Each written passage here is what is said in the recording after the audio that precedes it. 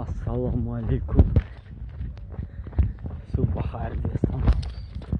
Vaqtoy oxiramlar. Qadda yo'qtiriyordu ya چیزی. از برا با خود نوشته ایستم. اندخترش با داری دختر چیزی.